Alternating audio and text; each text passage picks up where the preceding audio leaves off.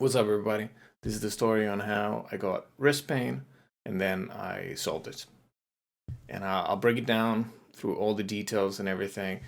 Let's start about my background. I started a new job and they had really shitty tools. Like the mouse, it was like a Dell mouse, like extremely ancient and low sensitivity. So you would have to kind of like move the mouse all across the table in order to get anything done. And the type of work that I was doing, it required this kind of like very exact pixel perfect clicking, so you keep the hand in this constant kind of like tension, and then the mouse is not sensitive enough, so it's kind of like a series of misfortunes stacked on top of each other that led to one day I was just when I would go to sleep, I would wake up in the middle of the night with like an intense like a flame, like this very like nerve type of pain. It was horrible. It was pain so strong that it would wake me up. And so I went to the doctor, and then doctor was like, "Hey, how can I help you?" I explained the situation, and they said, "Well, do you want painkillers?" And I was like, "No, I don't want painkillers.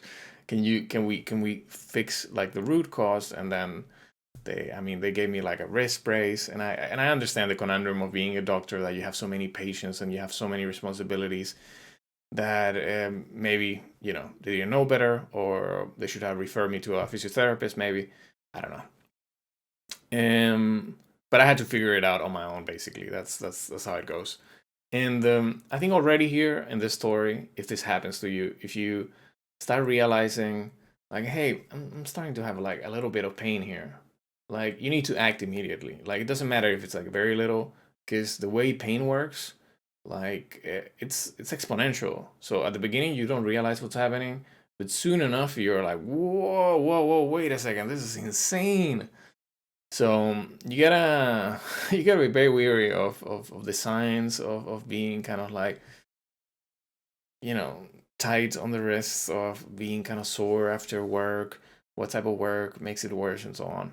So if I would do things all over again, the second I start getting like trouble with the tools, I would buy my own tools, like a new mouse, a new keyboard. We'll detail right later what types are better, that I found more useful. And don't wait for HR to do something for you, and because some of you are going like, hey, wait a minute, why should I spend my hard-earned money for doing my job? Shouldn't my employer pay for this? Like, sure, in theory I agree with you, but in practice, it's gonna the HR is gonna make you jump through so many hoops in order to get the thing that you need, that it's gonna be a little bit too late now, and you have to now dig yourself out of the hole of pain, of the pain cave that you've some slowly ended up in. So if this ever happens to you, if you're like, doing your work and you start realizing, hey, my wrist hurts, my elbow hurts, buy better tools, honestly. I think one good way of interpreting pain is that it's your way of your body communicating with you and telling you, hey, there's something wrong here, please fix it. And that's why I didn't want to take painkillers, because if I would have done that, I would have essentially put a wall between me and my body, and there's no communication left. And eventually, I don't know, maybe much, much later, if the painkillers stop having such an effect on me, I'm gonna wake up in such an amount of pain, and the situation is gonna be so much worse because there's no feedback loop between your body and you. So I recommend to, you know, once you start seeing the signs, seek help. Go to a physiotherapist. Try doing stretches, start strengthening parts of your body.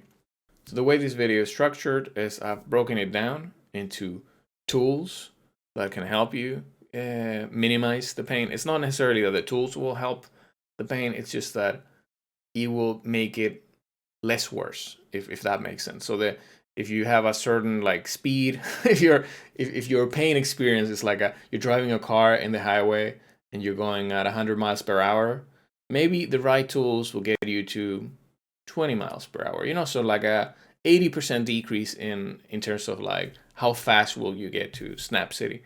So I think that helps. The tools help. They will be divided into hardware, so like keyboards, mice, and stuff like that, and software, which are like programs that help you make less keyboard combination, or use the hands and put them in weird positions. So it's going to help you streamline your workflow. And the solution, in my opinion, is a mix of stretches and strengthening exercises. So in the case of wrist pain, we're going to work on the forearm muscles. We're going to work on the biceps. So here, like the Arnold type of thing, and then the tricep, which is lower here, and also a little bit of the shoulder, and strengthen the areas. Because the way it works, I think every time I've had joint pain, it's all related. So for example, let's say you have elbow pain, right?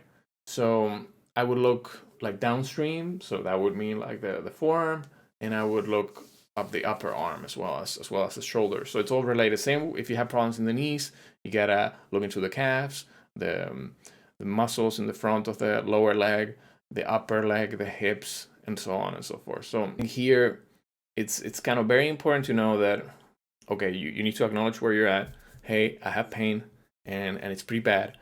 And you need to know the things that will not solve this problem. Sitting on your ass will not solve this problem. Like being on the couch all day until the situation gets better. I've tried it for a while, doesn't work. So immobilizing a joint, in my experience, didn't work very well. And sometimes you can start like losing some function. So of course, listen to your doctor if they say that you've broken something or whatever. Of course. But I don't know if your wrist hurts and you just keep it in a brace all day. I don't know. I tried that, didn't really do it for me. I think it's always a good kind of like mnemotechnic to do exercise as long as it's like pain free. Like if you're moving the hand in a certain way and there's like a range that you can work on, but if you go too far, then it's painful, then just strengthen the range that is actually pain free. I think that's the golden rule, so to speak, in physiotherapy here. So, yeah, don't work through the pain again. Like, if you're doing something and it's hurting, stop. One big section of this video are the tools. So, in this case, it will be hardware and software. So, in terms of hardware, I think one very important component for me was when I discovered mechanical keyboards. Usually what you find with a laptop or just a cheap keyboard is like a membrane. And there's many different types. You can go down the rabbit hole if you want for hours on YouTube. What is the best mechanical keyboard? What is the best switch? About my keyboards, I have like 3 different ones many years ago. I haven't kept up with the industry. I don't know what's what, but the ones that I've always used are Cherry MX switches. The switches that I would recommend you, there's like a whole bunch of different ones here, but I'm just familiar with this, which are the full size ones. So most of my keyboards are MX Browns, which have a 55 CN operating force. If I would buy them today, like a keyboard with MX switches, I would go for the lowest. This is the lowest amount of force that you need. So that way you are not really, because with membrane keyboards, for example, it's really, you really have to click. It's kind of like it takes some force to use the fingers. So with this, it's very natural. It's just like you use press, click. Some of the switches are noisy if you're into that. If you want to make it sound like it's some type of like writing machine. But yeah, I've had most of them are Cherry MX Browns, and some of them are red. I would personally pick the red because it has like smaller operating force, but I think any of these two will suit you fine. If I remember correctly, so for example, the red ones have no click, the brown ones have no click, but I think MX Blue have a click. Just like click, click, click, click, click. Pretty self-explanatory. Okay, so you might have already chosen a switch, let's say, for example, a Cherry MX Red, and you're wondering how, what type of keyboard do I buy? And it doesn't really matter so much. In my limited experience, I have 3 mechanical keyboards. One is a Das keyboard, and then a Ducky, and then one was like a gaming brand. I don't remember which one it was. And the gaming brand one, it broke after 3 years, and the other 2 have gone strong for like a decade, no more. So I lean heavily towards mechanical keyboards, specific brands that have specialized in this niche area of the market. So In the future, if I had to buy one, I probably lean towards the ducky one, although the dust keyboard like works like just fine, but it's just maybe the way it looks, I like it a little bit better. And let's go for an example here. I'm not condoning Logitech or anything. It's just like just an example that in the Amazon showings, you would have here like the different type of switches. So here you would have the cherry blue version, cherry red, and here even you have this TTC switches. I have no familiar in the slightest if this is like a good or not brand or of switches. You can do your own research. But yeah, that's pretty much it. In terms of finding the best mouse, you want the shortest one you can find. So the height, you want it to be the lowest possible. And in order to, of course, you could go into the specs of every single mouse out there and figure it out. But I think there are tools that make it easier. And shout out to Gear Search GG, which used to be an amazing website. Don't search for it because it doesn't exist anymore. But you could like sort everything by all the different parameters that you wanted. It was amazing. I shout out to the guy who coded it because it was just a beautiful thing. And you might wonder like, hey, but how can we find that out now? Well, now there's a Reddit user, CatEggTop2, who made a spreadsheet with similar type of information. So what you can do is, I'll put a link in the description, but you can go to File and then make a copy, and then wait a second. You can go to File, make a copy, and then you can select the whole spreadsheet here by clicking on this top left block, and then click on Data. I think Filter, Add Filter. Here I have it already enabled. That's why it says Remove Filter. And once you do that, then you can sort, for example, by height, which I have already done. I think A to Z sorts by height. So you can see here in millimeters. I would pick something that is, the smallest possible. In terms of, you can also filter by any other things like weight or the interface. For example, here I've already filtered out wireless mice, which I don't like. So if you like them, just make sure it's selected. It also tells you what type of mouse grip you can, like a claw grip or a palm grip or something like that, which are different ways of gripping the mouse. And you can also see more or less the price. So you can also filter by price if there's like a certain range that you want, and then you can see the sensitivity and so on. So my current mouse is actually, let's see if I can find it here, Ultimate. Yeah, it's this Razer Viper Ultimate, and it's, let's see how tall this is. So it's about 3.8 centimeters, about. So you can still get much shorter than that, but I think most of them, even on the low range, over around the 36, 37, something like that. Of course, maybe you can give a try one of these. I don't know if they'll be more expensive. Nah, it's all over the place. I think the price of mice varies a lot. But that's it. I think this is a beautiful tool. Shout out to the Reddit user that created it and shared it with everybody, and that can help you find the shortest mouse possible. And also another factor that I like to take into account, at least for my use cases, is the buttons, the number of buttons. Like as we'll see later in the Autohotkey section in the automation software, you can remap your mouse buttons to do stuff. I used to use this SteelSeries Sensei 10. I used to love it. Similar to the Razer Ultimate Viper, but the problem is that the mouse wheel, the scroll doesn't last. It just breaks down super easily. I don't know if they're using a cheap component or what, and it's not only me, because I checked the most recent iteration of this product on Amazon, and I checked the reviews, and if you go to the low rated reviews, it's all about, hey, the scroll doesn't work. Hey, it will break down after a month. I sent it back. They sent me another one. It broke down after a few months or just after a year. So I'm never buying SteelSeries ever again, honestly. It was a great mouse. I love the feel and everything, but the scroll is just like it's a must have. It almost screws up the whole mouse if you can't use it. So that's what I think about that to go. One of the biggest game changers in terms of my recovery is Autohotkey, which is a software that lets you remap shortcuts in your keyboard. So for example, let's say, I'll show you what I've done here. Like in my mouse, I use this button right here for closing the tab, this mouse here for switching the tabs, which makes, navigating the web with one hand just like a breeze.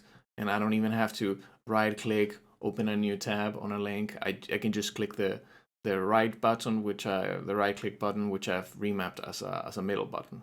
So that opens all the tabs when you click on a link.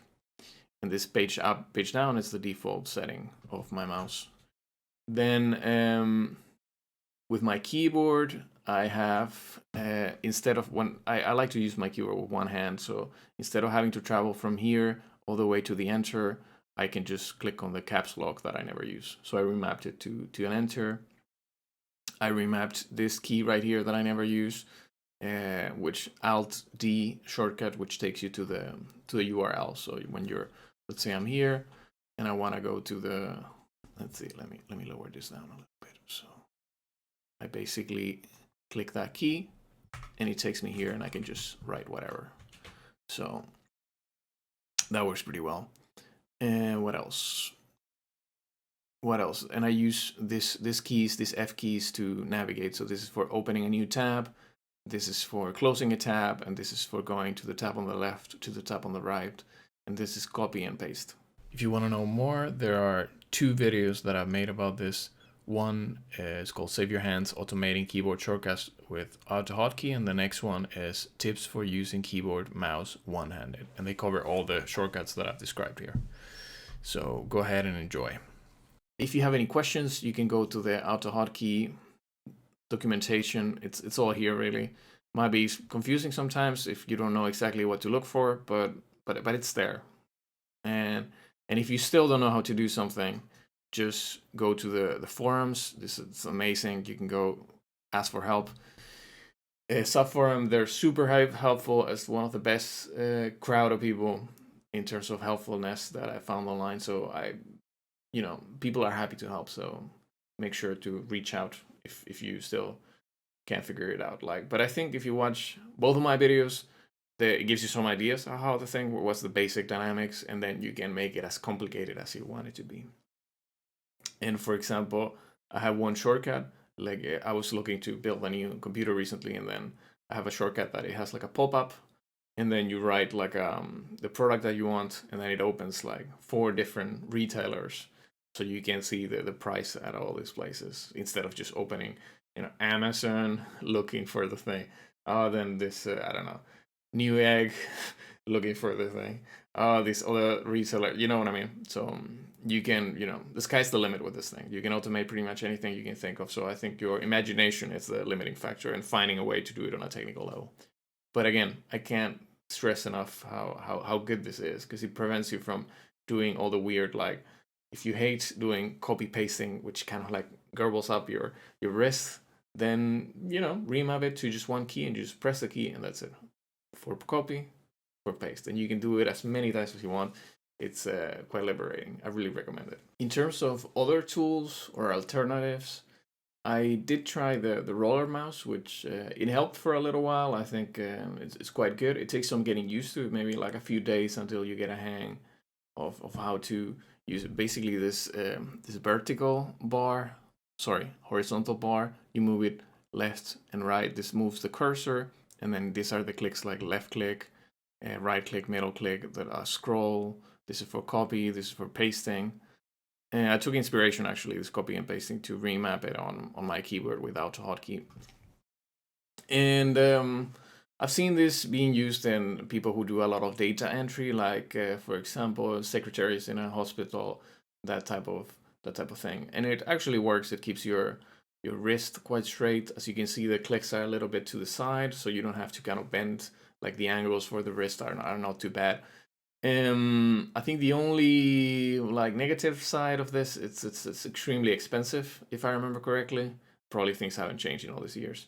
And if your job requires like pixel perfect dragging and dropping and stuff like that, it's a little bit awkward to do this stuff with two hands, like one hand like using the bar for the cursor and the other one clicking. It's a bit, you know, and sometimes it does kind of, at least the models that I tried, once maybe you're dragging and dropping and then the cursor just goes wherever else, because the sensor is quite sensitive. So if you get like maybe like a hair or like a speck of dust in there in front of the sensor, it can just get out of whack quite easily. But it works. I don't use it like on my daily basis anymore, because I just use a mouse that is like, short enough that it doesn't hurt, doesn't aggravate me. So and I use so many shortcuts that I I don't just use it anymore. It's probably gathering dust in some closet somewhere.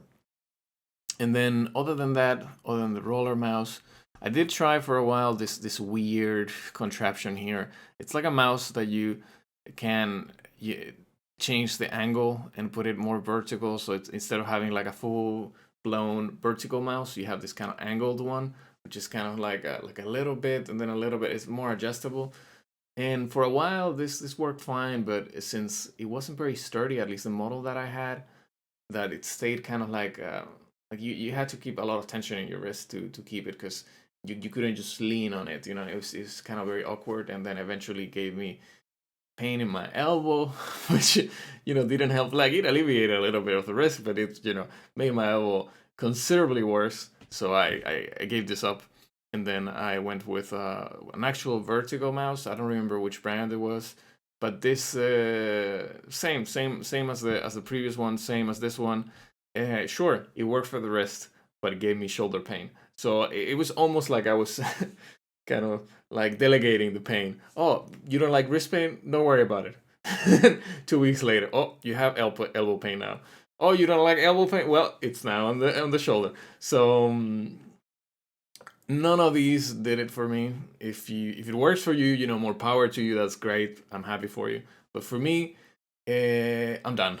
I'm done with these things. I'm not willing to exacerbate pain in any other joints by using these. So I think for me, the short mouse, mechanical keyboard, plus Autohotkey and programming all these combinations is the real way to go. In terms of ergonomics, it's all about the angles. You want to have your feet firmly planted on the floor. You want your back well supported by the chair, having like a sturdy backrest, and you want at least 90-degree angle between your torso and the forearms.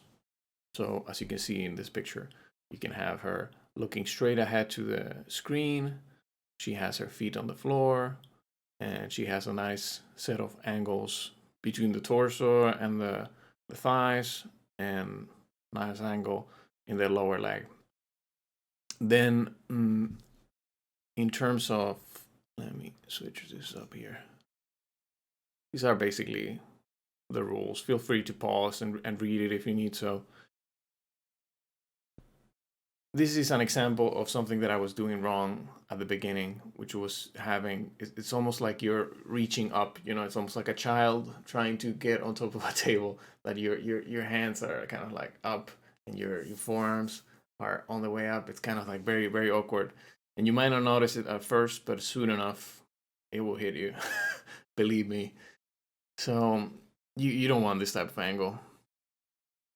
Maybe a more ideal one is something along these lines. My current posture is not necessarily this leaning down, but more like kind of straight.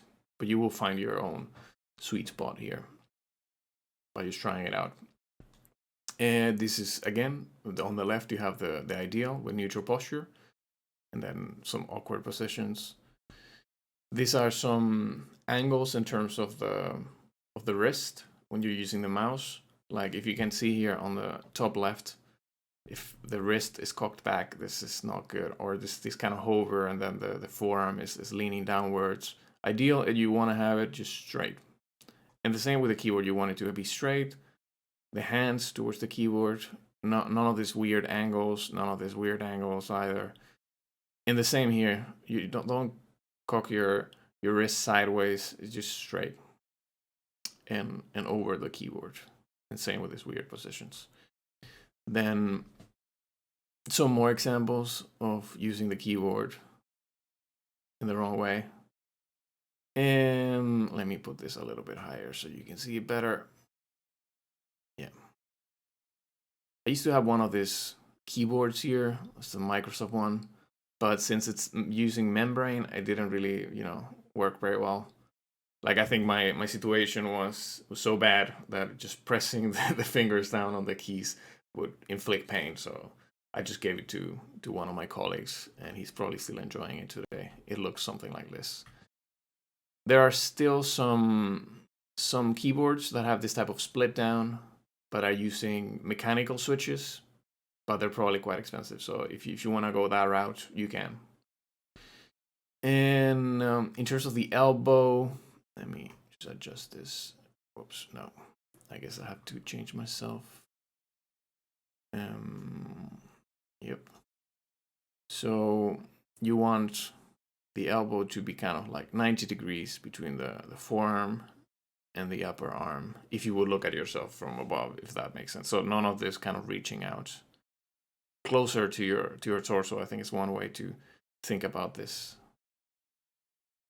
In terms of chairs, these are the chairs that I like. It's quite expensive, but if you can find some type of office chair that looks a little bit like this, that has like a strong backrest. I bought once like an office chair from IKEA that had this kind of net in the back, and it would kind of like, the second you would lean back, it would just kind of like lean back with you. I don't recommend that at all. You want something that is kind of like you can lean back a little bit and it's sturdy. It's quite firm. Me personally, I don't use. Let me get back here in the right place. I don't personally use this headrest because I feel like it forces my neck to be kind of forward, and I don't want to exacerbate that type of situation that will happen anyway by just using the computer a lot.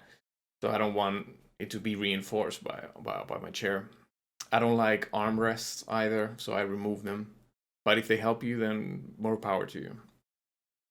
And I think that's pretty much it in terms of kind of like ergonomics, without including, we already covered the mice and the keyboards and such. But I think, yeah, I mean, you can try if you want like a standing table, if that helps. For me, I didn't have much good experience with that because I tend to kind of lean on my elbows on the table, and that causes like back pain. But some people swear by it, so just give it a try if you have it available and see if it works for you.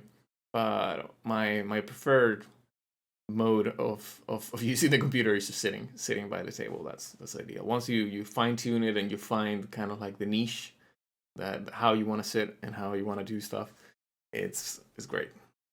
All right, so that about covers it. In terms of tools and ergonomics, I think it's important to use the right tools in order to make sure that we're not aggravating the issue and making it worse. And in terms of ergonomics, I think if you address some of those factors, sometimes you even solve the initial problem, like the root cause that got you to this point. But next, I would suggest you do some exercise. I have a video with like a set of exercises that help me a lot, and I hope it will help you too. So give it a try, and I'm sure by strengthening the muscles surrounding the joint, the pain will be much more manageable. So best of luck, take care, and see you soon.